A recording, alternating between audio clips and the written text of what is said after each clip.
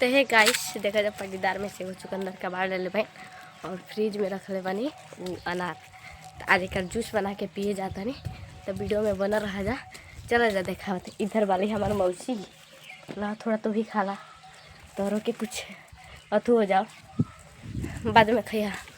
तो चलिए गाइस, चलिए इसको धोते हैं, पहले फ्रेश व्रेश करते हैं। तो फाइनली गाइस एकदम हमारे एकदम अच्छा से साफ सफाई हो गए। तो चलो जब फ्रिज में रख ले बनी वो अनार, तो अनार निकालते। इधर मैं कुछ अनार रखी हूँ, इधर देख सकते हैं। इसमें से ज़्यादा नहीं, एक लेंगे, एक ले लेते हैं अनार और जूस बनाते हैं। तो चलिए गाइस इसको पहले छील छाल के फ्रेश व्रेश कर लेते हैं। चलो अनार छिल दे बानी और ये जाते हैं काट दी। तो चला जाए एक के काट दी पहले। तो देखिन जाए ये हम काट देनी और एक में डाल देता नहीं, पूरा डाल देनी, थोड़ा सी पानी डाल देता नहीं और थोड़ा सी नमक हल्का सी, जो कि अभी ना डालो ओके छान हो ले ना तब डालो। तो चलिए मिलते हैं नेक्स्ट वीडियो में।